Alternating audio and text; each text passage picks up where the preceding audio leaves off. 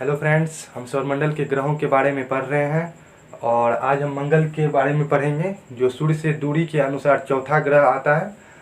और आपके लिए एक अच्छी खुशखबरी है, बिहार में एसआई का फॉर्म आ चुका है। अगर आप तैयारी कर रहे हैं तो आप हमारे चैनल पे आकर ज्योग्राफी पढ़ सकते हैं, क्योंकि हम यहाँ पे कंप्लीट ज्योग्राफी पढ़ा रहे हैं और आपके लिए ज़रूर फ़ायदेमंद होगा। तो चलिए आज हम मंगल के बारे में पढ़ते हैं और सबसे पहले आप इसका स्क्रीनशॉट ले लीजिए।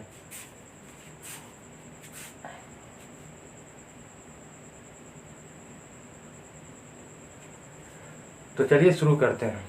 तो मंगल जो है सूर्य से दूरी के अनुसार क्या है, चौथा ग्रह है। सूर्य से दूरी के अनुसार क्या है, चौथा ग्रह है। हम तो पढ़ चुके थे कि सूर्य से दूरी के अनुसार ग्रहों के क्रम तो पढ़ चुके हैं।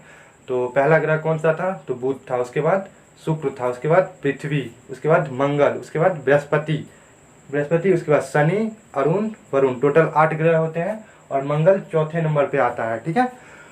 और मंगल जो है अपने अक्ष पर 25 डिग्री का कोण बनाता है। अपने अक्ष पर 25 डिग्री के कोण पर झुका हुआ है सौरमंडल में, और इसे लाल ग्रह कहा जाता है। मंगल को लाल ग्रह कहा जाता है क्योंकि इसमें जो है आयरन ऑक्साइड की उपस्थिति होती है। मंगल में आयरन ऑक्साइड की उपस्थिति के कारण इसे लाल ग्रह कहा जाता है।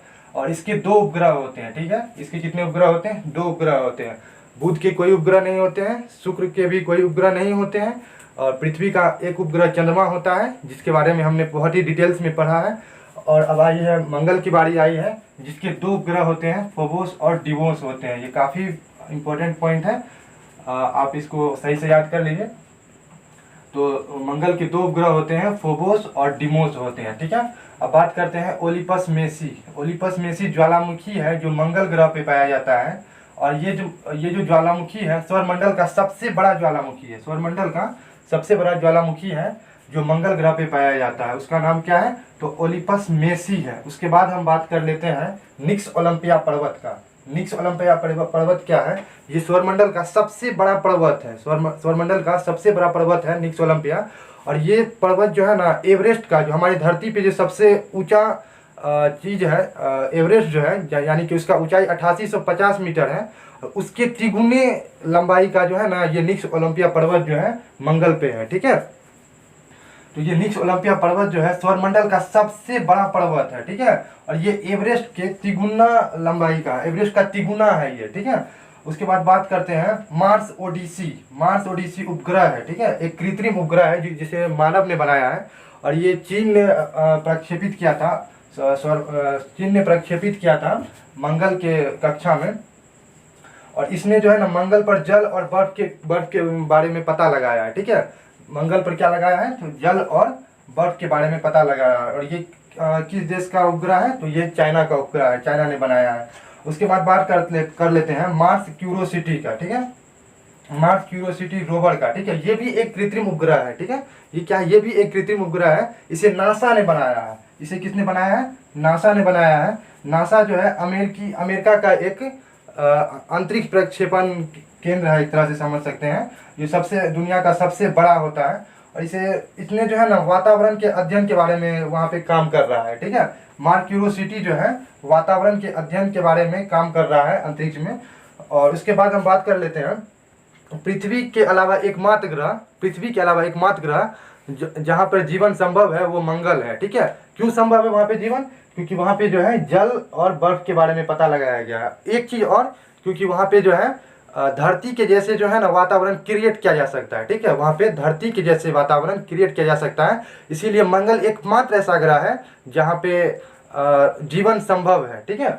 उसके बाद बात कर लेते हैं पृथ्वी का सबसे निकटतम ग्रह कौन सा है, तो शुक्र होता है। पृथ्वी का सबसे निकटतम ग्रह कौन सा होता है, शुक्र होता है। लेकिन अगर हम बात करें कि पृथ्वी का दूसरा सबसे निकटतम ग्रह कौन सा होता है, तो वो मंगल होता है। हमने पिछले वीडियो में, यानी जिस वीडियो में शुक्र के बारे में पढ़ा था, वहाँ पे बताया था कि पृथ्वी का सबसे निकटतम ग्रह कौन सा है, शुक्र होता है।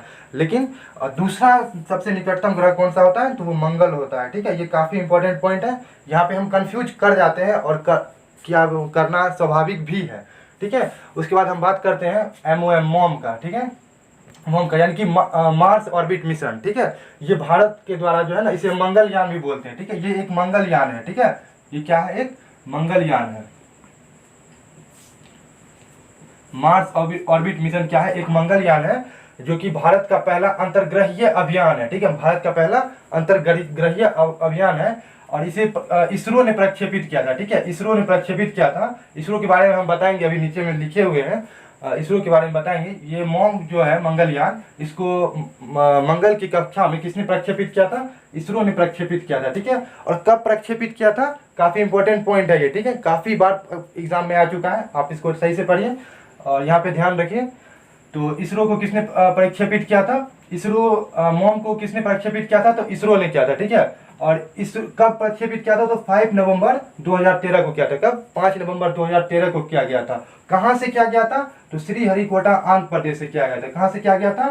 श्रीहरिकोटा आंध्र प्रदेश से किया गया था। किस अंतरिक्ष केंद्र से किया गया था? तो सतीश धवन अंतरिक्ष केंद्र से किया गया था, ठीक है। किस अंतरिक्ष केंद्र से किया गया था? तो सतीश धवन अंतरिक्ष केंद्र से किया गया था। और किस यान से किया गया था? किस अंतरिक्ष यान से किया गया था? ये काफी इंपॉर्टेंट पॉइंट है, बार बार ऑब्जेक्टिव में आ जाता है और हम गलत टिक लगा देते हैं, ठीक है। ये PSLV C45, ठीक है, अंतरिक्ष उस अंतरिक्ष प्रक्षेपण यान का नाम है PSLV C45, ठीक है।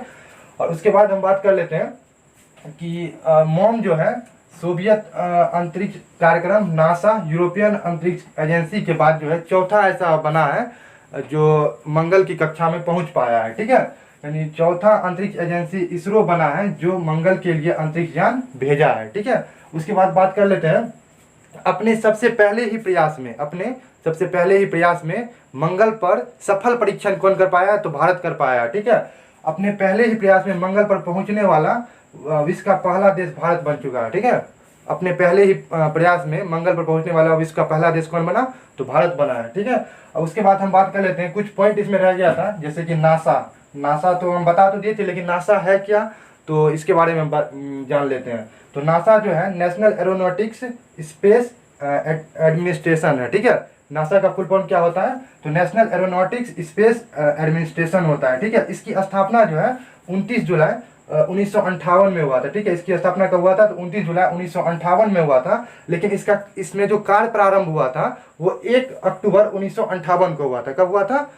1 अक्टूबर 1958 को हुआ था, ठीक है। इसकी स्थापना कब हुई थी? तो 29 जुलाई 1958 को हुई थी। और इसमें कार्य प्रारंभ कब हुआ था? तो 1 अक्टूबर 1958 को हुआ था, ठीक है। ये काफी कंफ्यूजन वाला पॉइंट है, क्योंकि यहाँ पे जो है ना कभी कभी बार में कभी कभी जो है ऑप्शन में ये दे दिया जाता है और ये भी दे दिया जाता है, तो हम कंफ्यूज हो जाते हैं कि कौन सा टिक लगाएं।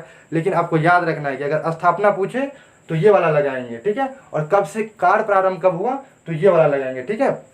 तो अब हमको लगता है कि आपको इसके बारे में कंफ्यूजन दूर हो गया होगा। अब बात कर लेते हैं इसरो, ठीक है। ये इंडियन सैटेलाइट वाला है, इंडियन का है, ठीक है। ये किसका है? इंडियन स्पेस रिसर्च ऑर्गेनाइजेशन, ठीक है। इसका फुल फॉर्म क्या होता है? तो इंडियन स्पेस रिसर्च ऑर्गेनाइजेशन होता है इसका, ठीक है। इसकी स्थापना कब हुई थी?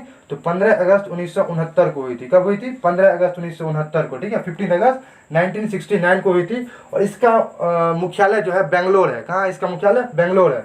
और इसका एक थीम है जो बार बार एग्जाम में पूछ लिया जाता है, ठीक है। इसका एक थीम है जो बार बार एग्जाम में पूछ लिया जाता है कि मानव जाति की सेवा में अंतरिक्ष प्रौद्योगिकी, ठीक है। इसरो का क्या है थीम? तो मानव जाति की सेवा में अंतरिक्ष प्रौद्योगिकी, ठीक है। तो मंगल के बारे में आज इतना ही हम पढ़ेंगे और काफ़ी है किसी भी एग्ज़ाम के लिए, कंप्लीट है, इससे ज़्यादा कभी भी एग्ज़ाम में नहीं आता है। और अगर अच्छा लगा हो तो इस चैनल को ज़रूर सब्सक्राइब करिए और हमें इंस्टाग्राम पे भी फॉलो कर सकते हैं, डिस्क्रिप्शन में लिंक दिया हुआ है।